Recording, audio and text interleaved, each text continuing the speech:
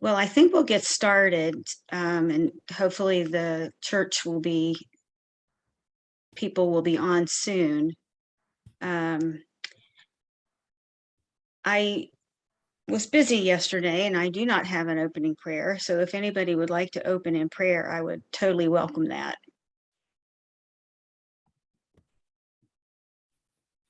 No? Okay. Well, I'll just say, bless all of us who are here and bless us in this nurture study that we may learn and be able to find some ways to continue to show love to our loved ones, whether they're living or have passed. Amen. All right. I'm doing a share. Is that working for everybody? Mm-hmm. Okay. Yeah, so I was redoing after last week, I felt I didn't have everything pulled together very nicely, but and so then every time I start looking at something, then I want to go to look at something else, some link, and then there's another link. And anyways, that's the rabbit hole I've been going down. Yeah, but I did find this nice slideshow that had already been put together, and I cut and pasted from several of those from the National Home Funeral Alliance. So that's why you see that slide. And I was just saying that we had a nice tour yesterday with Ken Kiger, and I see that Stephanie and Hetty are with us, and they can share some takeaways from that as well. In this particular nurture, I'm sort of saying, well, we've really covered sort of the end of life care. We had the end of life doula and some of what that's involved. And now I'm trying to more succinctly talk about the home funeral aspect as well as the natural burial aspect.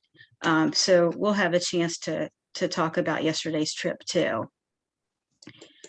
So this was the title slide in the show that I put together, the reemerging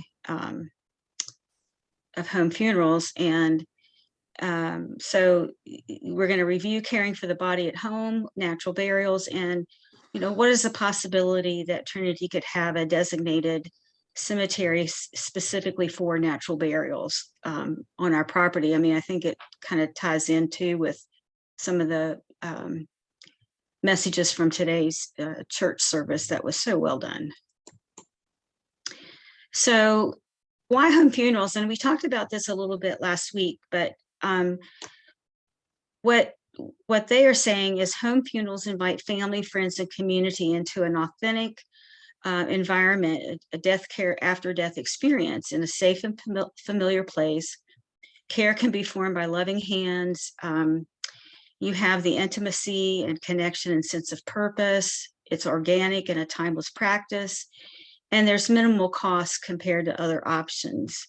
And you'll see how they've listed those kinds of things just in a 1-word, 2-word kind of comment. So I think they've indicated that it is our legal right and privilege, which is very important to know as well. So home funerals, it may include any of the things here. You can have a home funeral either totally done by family and friends, or you can bring in funeral directors, potentially hospice nurses, and other people who can help with that process. But I could see a place where you still need a funeral home, especially if you have to have the body embalmed or refrigerated prior to 48 hours. And I think Ken mentioned yesterday that might even be a little too long in terms of our sensitivities. But you do have refrigeration at a funeral home that you could use if you're waiting on family to return from another distance. And you can also, they say that both private homes and sheltering in a church are considered private, not public for viewing.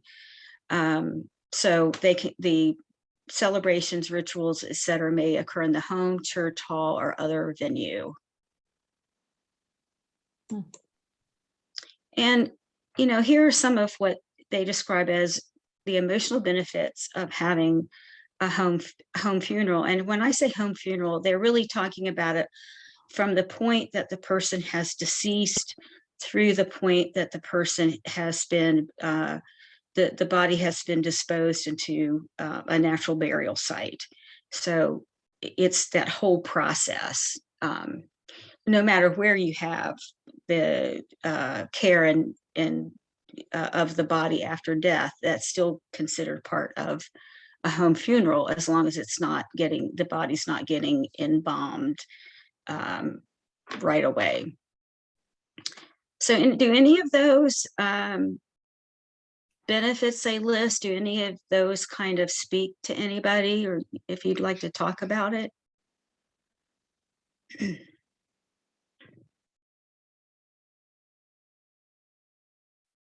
I'm not sure I'm seeing everybody who's here.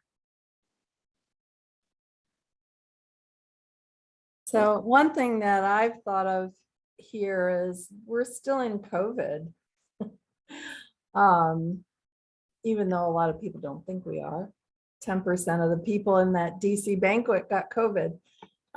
So that still affects being able, I think, to actualize this in a, considering gatherings, and maybe in another year it won't be the same problem or issue, and maybe some people don't see it as an issue, but that's just one thing.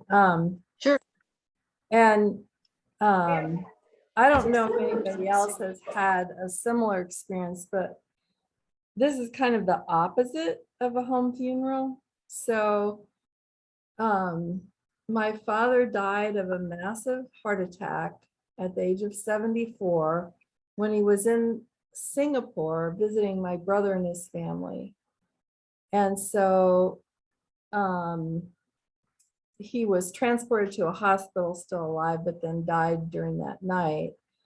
And my brother had to go to the hospital morgue to identify him, and here's my mom with, one child around her, but none of her friends. And my dad had to be cremated because to bring his body back would be difficult, expensive, and we all agreed. So my brother said when they flew home, he was carrying my dad's ashes on the plane, in a box on the plane. It just felt so weird to him.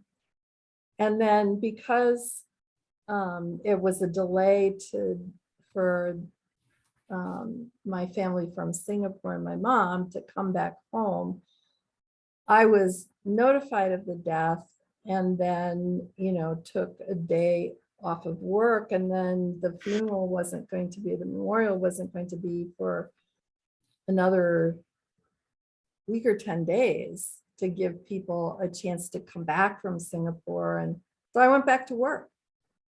And then the sense in which seeing the body actually helps you process grief and loss and reality never happened. And so it's kind of the opposite of intimacy and being able to determine things that you want to determine about the way the death is, the after death protocols and circumstances are carried out. And that reminds me of, also back to COVID, the many times that people died and their family was not with them. And then even the burial, when you talked about refrigeration, immediately came to my mind these freezer trucks that were cold storage trucks that were outside hospitals you know, for weeks on end because there were so many people, the funeral homes couldn't handle it. And then I think about Ukraine and all the people in mass graves and families separated and all the tragedy of war and those circumstances where death is brutal.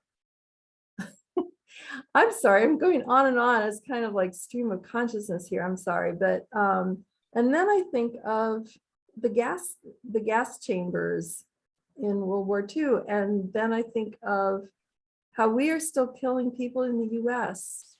with our, you know, death penalty, and how even having a pastor with you at death, if you're in a prison being executed, had to be adjudicated in a court recently. Anyway, I'll be quiet. Sorry. Well, if Hetty, thank you for those insights. I think what I hear you saying is all of the things that you've talked about as far as the ways some people, you know, die in war and so forth is less attractive, obviously, than being able to have a home type of funeral with an intimate, you know, a way you can touch and hold a hand and, you know, even invite children into the process. Yeah, I think that is more loving and less brutal, as you say. So Arnie can sometime tell you about a Singapore death experience that was pretty crazy too. You'll have to turn your mic on.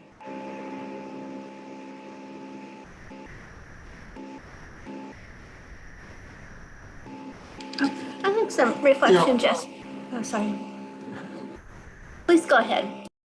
Yeah, very briefly, my son was living in Singapore and was actually in Hong Kong when he died of a heart attack in his hotel room. And so we never got to see the body. His wife, my daughter-in-law, was able to bring the body back to Singapore and then back to the States.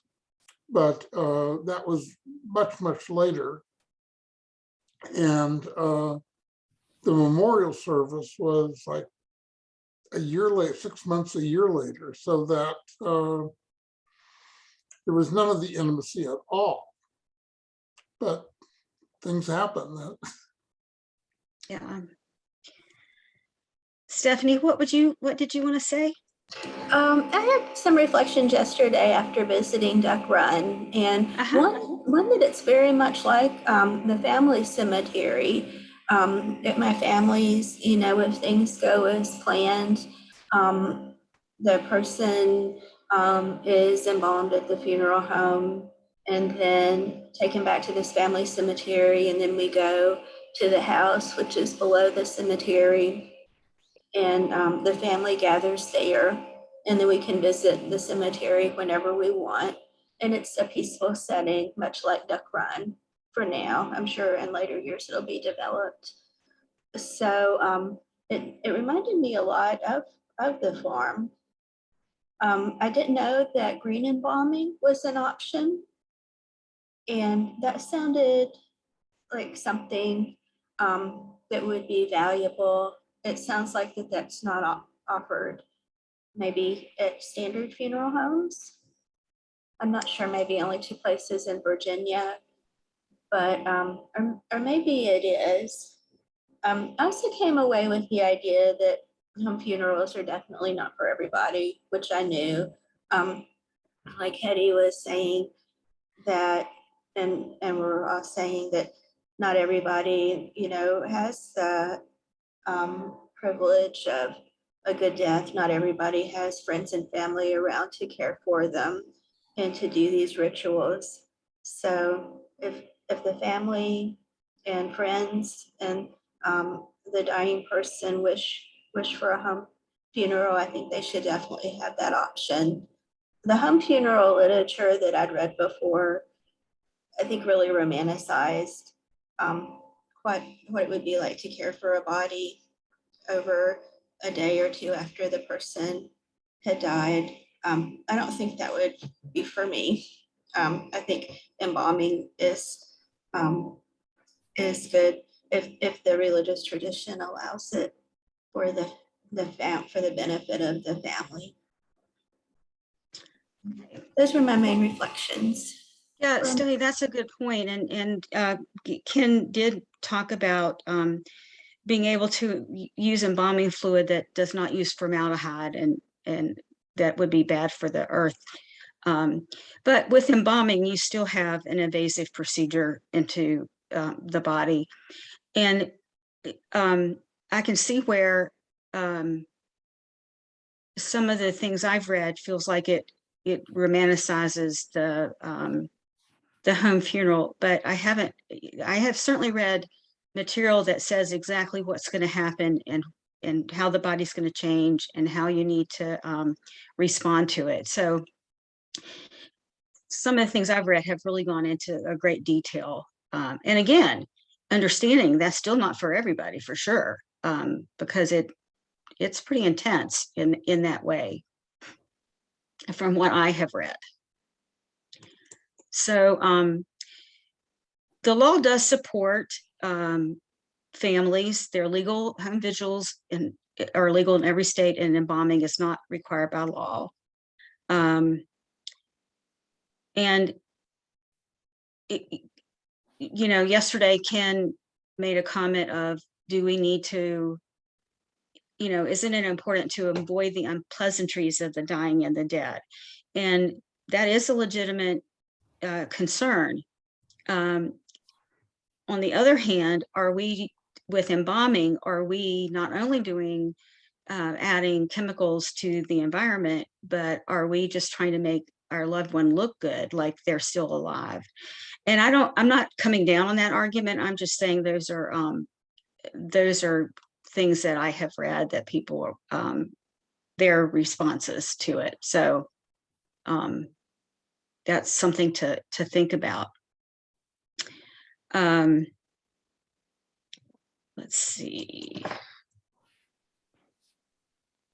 I can't see all my speaker notes because your pictures are there, but I think I'm getting it okay. Hey, Elly, did he mention, are they moving toward cremation being more eco-friendly? He didn't talk about it in terms of whether it's more eco-friendly or not, but they do have a crematorium section to the farm. And they are, it's still under development. It's still a fairly new place, and only so many, there's a lot of acreage, but only so much right now has been developed for a natural burial site. Though it's well done, I think. And where the crematorium section is, they are going to add a wildflower path so that if you want to scatter the ashes in the wildflowers, that can be an option. So he really seems to be thinking ahead and has been far more progressive in this industry than many people across the state have been.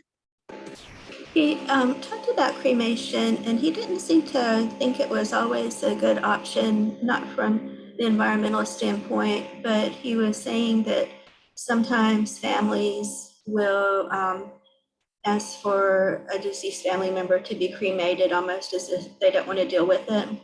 They don't want to deal with the death, that they'll pay the money, and then they think that everything will be taken care of and won't really go through the grief process, which is harmful for the family. Yeah, good point, Stephanie.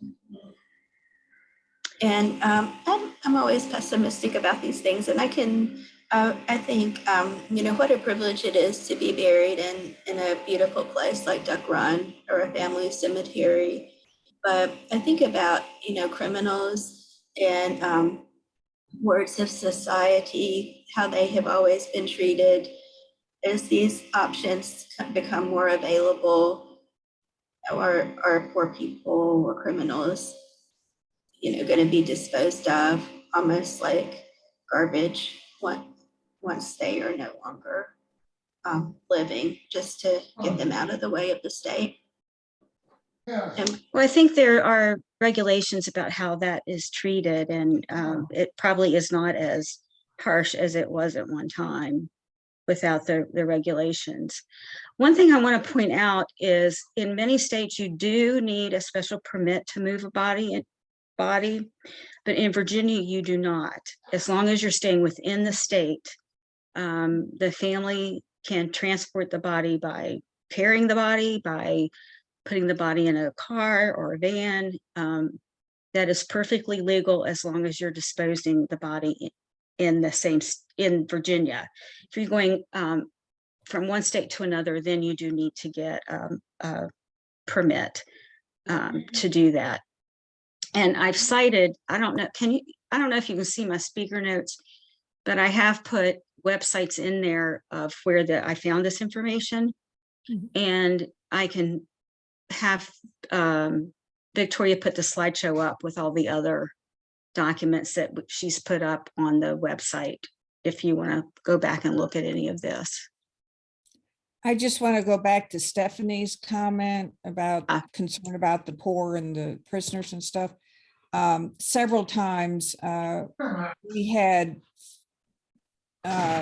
friends of Trinity, like a member of Trinity's cousin or aunt or somebody died suddenly, and there were no funds for the funeral. And I worked with Kiger to, they reduced their price, and the, church paid for it. And so I just wanted to throw that in, that they're very Another ministry. Yeah, they really have a ministry in a lot of different ways to do stuff. So That's good to hear. yeah. See, transporting and having home funerals can also include after an accident, if the body's been autopsied, if the body has had organ donation, and again, it's not required, etc. And you can see all the organizations where that dead bodies do not pose an increased risk of infection after death. So that's might be a myth that gets perpetuated. And, so body cleanliness is the key, universal precautions if necessary. And I found a few pictures to kind of give a visual of what it might look like. Now, typically in ritual burial, like back in Jesus's day, men cleansed men and women cleansed women. So it was separated that way. So that's why you had Nicodemus and Joseph of Arimathea taking care of Jesus after his death. Another feature is home funerals are more affordable. Like I said, you can essentially do everything by yourself if you want, but you can do it at a fraction of the cost. So it's just another benefit. You can, and it says you can hire out what you're not comfortable doing or you're not able to do. So you certainly can use, like I said before, the funeral home.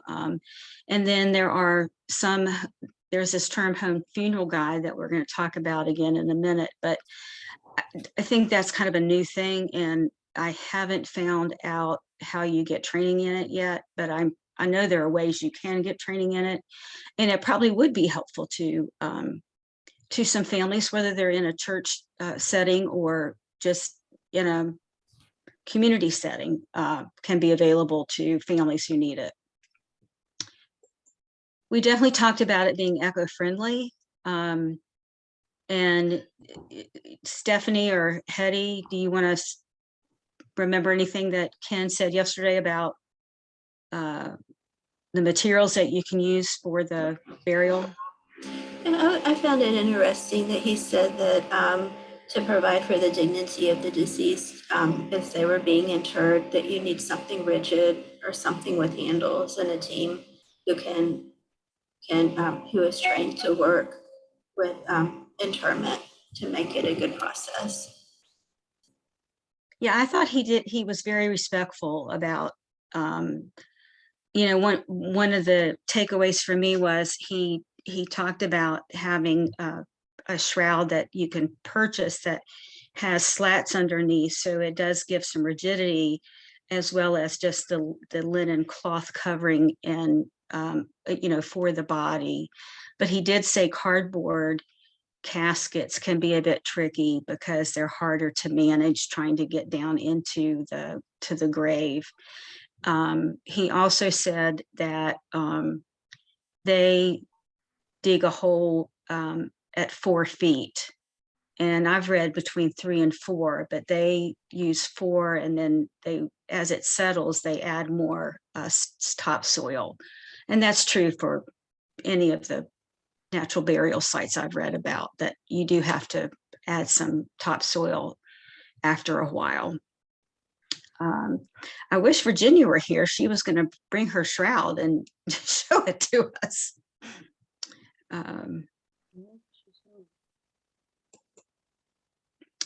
And this slide That was just an goes, interesting, oh. That was an interesting thing of, yeah, just thinking about how to lower the body without letting it slide off. If you had a, just a shroud or something like that. So there are lots, I would imagine you're finding, Ellie, that there are lots of very practical considerations that if you're not a professional who does this all the time, you would have to, it would be helpful to really know about, so that you are treating the dead body with the sacredness that it holds. oh, totally. I think before anybody sort of jumped into this, you would want to have some guidance and training or a consultant to help you. But again, it's learning something new, just like we learn other things new. And this is just meant to be an introduction to what can happen. In light of that, my mother died upstairs in our home with hospice. And when the funeral director came, the minister was already there. I was there. And my brother's mother-in-law was there. She had stayed to help me. It took a while. Anyway, my mother had, was kind of down to nothing. So this big funeral director was just going to carry her down the steps. And and the mother-in-law, my brother's mother-in-law, said, "You will not do that." I mean, she was a tiny little thing and just yelled at him. I mean, she heard them talking about this because there was a winding staircase, just like what you're seeing there. Yeah. And she said, "You go get that stretcher and bring it up there." I mean, she talked them into doing that. And I was just kind of there and not really. She was the advocate. She was like the advocate, but you will not carry her. That is not respectful. I will never forget that. So that's good. Good for her. Yeah. I came away with one more takeaway from yesterday, and a lot of the funeral literature I read in the past said, funeral homes, they're commercial, they don't really care. They used to be family operations, but they've been bought out by these companies. But yesterday, we learned that Kiger is a family operation. And he did seem to genuinely care. It is a business, but it's a family business. And I think that's nice that we still have that option here of a home funeral, family funeral company that does seem to genuinely care. Yeah, it's definitely, that's a great point. He at everything he talked about, he said, but he would add, but that's up to the family. He really let the family lead, the decision making, and they would accommodate to the best of their ability, whatever that they could. They had recommendation, but they would make accommodations. This is just a reminder that you do things in advance so that your family will know what your death plan is and how you want things. The things we talked about earlier. This just gives an overview of what a home funeral guide person would do. Sometimes you can have a hospice person can also serve as a home funeral guide. That may not be true, but it's definitely not true. But there's sometimes, apparently they have dual roles with the proper training. And you just want to make sure that everybody is aware of, if there is a home funeral guide, that the other players are all aware of that person and that person has definite responsibility. And I think, we have home funeral guides today that are ministers or, other people in our lives, but they serve those roles. We just don't refer to them that way. Yeah, I've gone to funeral homes with the family way in advance. They knew it was a terminal illness and they wanted to make plans, and they asked me to go. And one was an interesting family. I won't mention their name, but and the husband who was dying was still lucid, so he went too. And it was not Kiger, it was a different funeral home, and they were showing us different caskets. And the funeral director said, now this one, it has a switch where you can raise up the head or lower it. And, and the wife and I are just cracking up, not trying to, like, what? Why would you need that? And the man who was, who was going to get this casket, he said dryly, I don't think I would need that. It was like, for another $200, you could have this switch in the casket that could raise the body up and down. And, so. So this was one of the photographs I found, and I just wondered if there are certain words that come to mind when you see that image. Elly, this is Mary in the comments. Could you possibly make that screen bigger? We're having to go off the iPad, and it's not off the iPad in and of itself, but it's really hard for us to see that image right now. Well, thank you, and I will see if I can. I'm having, because I have, well, let me see if I can do this. Hide that.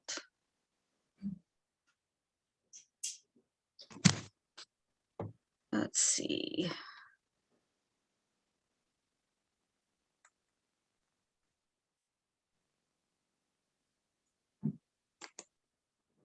What does it seem to be?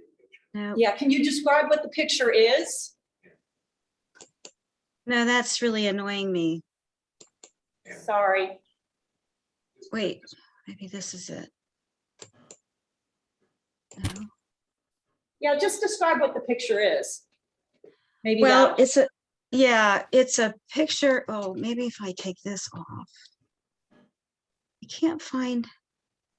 It's a picture of a lot of trees, like it's toward late summer, and there are some men bringing a wooden casket down a natural surface, like a forest floor. So. And again, pose that question one more time for us, please. Is that better? It's okay. Now that you've given us the description, what was your question about it? Just what words come to mind when you have an image like that? It's really hard probably to respond without seeing the image. Judy LaPera says peaceful. Yeah, How hard it is to dig among roots. And Mark says, ever the practical one, how hard it is to dig among roots. yeah, that's another takeaway from yesterday, I think, from Ken's talk to us, that you have to do the trees after you have burials. John, you had a comment? I was thinking, Tom Paxton, big songwriter of the '60s, wrote a satire years ago called "Lay Me Down at Forest Lawn." He sings it, and also John Denver includes it on a couple of his albums. Satiring the extravagance of some of the burial practices and that kind of thing. I'm sorry, John, I didn't hear some of that. Maybe Mary can Sure. repeat So it. he was referencing a song written by Tom Paxton called "Lay Me Down in Forest Lawn," about Oh. it was a satirical song about the extravagance of some funerals. Okay. So the other thing I would just add is you can obviously see there's participation of family or community members in this. If you can see the image, you might notice that there are people behind the casket. I believe so. And again, you can use any type of box or casket as long as it's biodegradable, or you can even lay the body directly into the ground. But the body must be covered when being transported, whether it's in a car or going to the grave site. So that's a Department of Health regulation. Here's another image where it looks like someone has just been buried, with some flowers on top. And so I don't know if anybody wants to comment on any images that come to mind in that scene. Well, I had one comment of the previous, and looking at the wooden casket. There was a youngerish man who died of cancer, and he had a group of men that had surrounded him in his journey over the course of 6 months or a year. They carried him to a ball game in North Carolina, and because he couldn't walk. And this group of men decided to make a casket, and they had some woodworkers who were among them. And so they made this most beautiful casket. And the love and care that happened for this family and for this young man in walking with him as he was losing strength and dying, and then preparing this beautiful box that was going to hold his sacred body, was just very moving. And I think it probably meant a lot to his wife and even the children, Sure. who were part of that. It sounds beautiful. Well, what comes to mind for me in this image is conservation, wildlife habitat, peaceful. And in all the research I've been doing for looking at embalming, cremation, some of the other ways that are on the horizon but not in Virginia, and then also just this natural type of burial, I come down where that it seems like this is the best environmental option for Virginia. No chemicals, does not use any energy sources, no harmful emissions. Decompensation is good for the soil. Conservation principles should apply when starting a natural burial cemetery. No headstones. Use existing resources or new green ones to mark the site. You could have a stone tower, a shrub, or a tree. or at most a small marker, is what is recommended to really be a natural burial. Ellie, Judy's has yes. something she'd like to add. Yeah, well, it's not ask, it's to tell you my experience, and I'm sorry that I was doing it right after you made such a beautiful conclusion. But I had the experience into traditional funerals, choosing a casket. When my father died in Florida, I went with my mother, and the funeral director, you know, wore a long face and talks like this and said, it's for your loved one, you have to have the most beautiful casket. I mean, he talked her into a $7,000 casket. Wasn't anything I could do.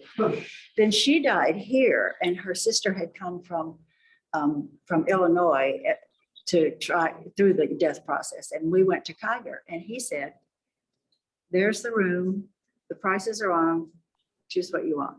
And we so much appreciated just, you know, this was our choice. You had really nothing to do with it except that you provided it, you know. So there is, even among the traditional burials, there's such a huge variety, and I was thankful that we had Kiger here. Yeah. Thank you, you. Judy. Whoops. All right, now I don't know how to get to my next slide. Let's see if this does it. Probably back down to where you can't see it. I'm sorry. This is a natural burial ground located just outside of Lexington, in Virginia, and it was established to honor and promote natural life cycles, enhance and preserve the land as a habitat for native flora and fauna, and model the merits and methods of natural end-of-life processes. And, you know, we do that now with the Memorial Garden, as far as how that is handled in a very studied and thoughtful way. I also see another benefit if we were to do something like, if we could do something like this as Trinity, is that it reduces the lawn footprint.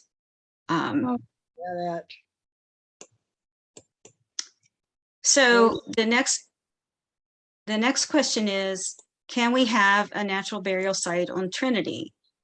Yeah. And the short answer is yes, but there are some boxes that need to be checked. We already talked about the regulations from the Department of Health. Certainly would need to get approval from session to move forward. No. And you need approval from City Council. No. Yes? What?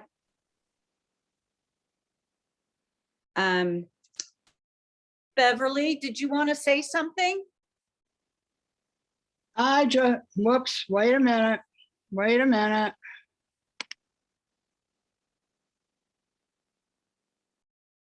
Beverly, you just put yourself on mute.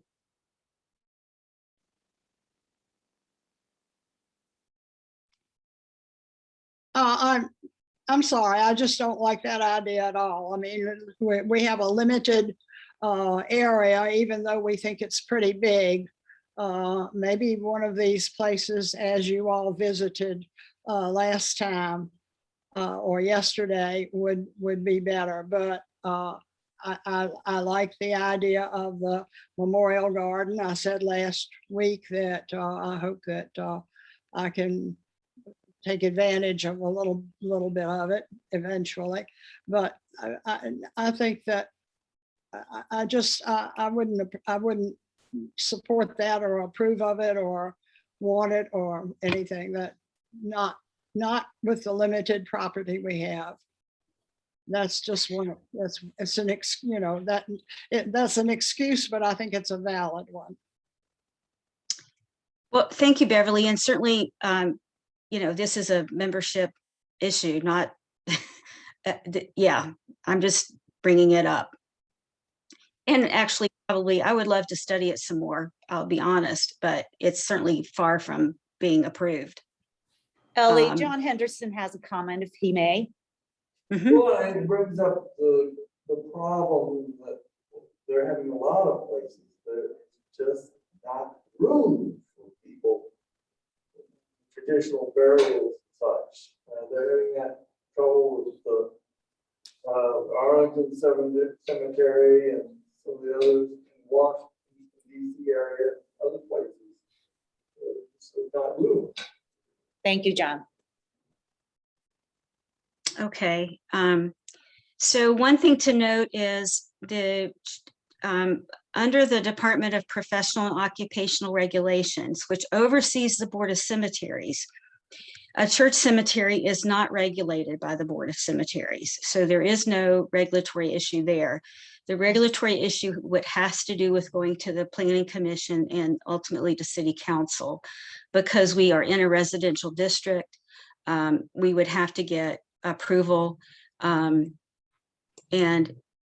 I've talked and gotten written information from Tong Dang at the city. And you'll see in this slide where the procedure is outlined in the regulations about permitting special permit applications. So if we were to pursue this, we would work with city staff to complete the application. It goes to Planning Commission, they have a public hearing. Then it goes to City Council, and then they have a public hearing, and then City Council has the final say. And Ms. Tang would recommend that we definitely talk to adjacent neighbors, have a map of the property with a section outlined, do education, etc. Now, if this were approved by the church and approved by the council, you can set your own conditions. For example, the condition that we were talking about, it can only be for natural burial. So you can maintain your own conditions. I will say I was really impressed, no matter what happens. I was really impressed with Tang because she wanted to know more about natural burials. She was new to her, and they don't. It's very, very, very rare. In fact, that it probably has never happened for her in her career there, that there's been a request to have a cemetery approved on a church in recent years. The Bethel Temple can do this. I don't know if they got exempted or they just had to go through the process, but because that's a religious ritual for them, they do have natural burial. And I don't know what the mosque does, but that's their tradition would be this.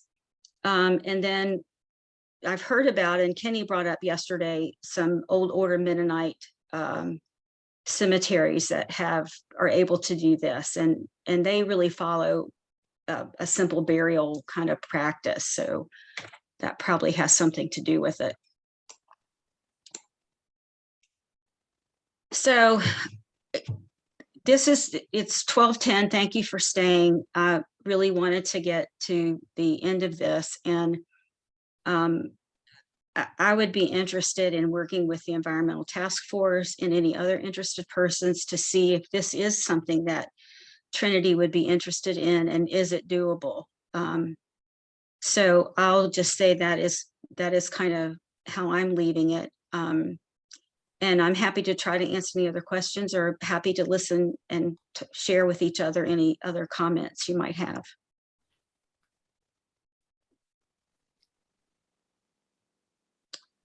All right, well, I do appreciate your attention.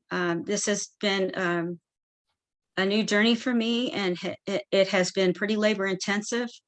So I hope it is of some value, no matter what happens, and gives food for thought, no matter where you have, how or where you have a burial service. Thanks, everyone. Have a nice week. Yeah, Thank You, Elly, for all of this. Thank you, Elly. appreciate it. You did Thank a you, great Elly. job. Thank you. Thank you. Glad you were involved. Thanks. Bye-bye. Bye.